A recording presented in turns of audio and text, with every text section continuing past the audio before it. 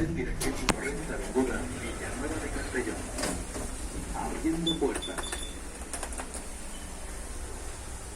Cerrando puertas.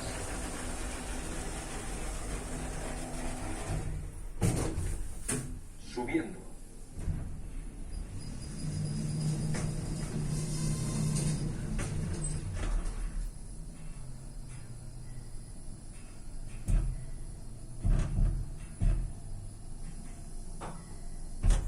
Vestíbulo. Abriendo puertas.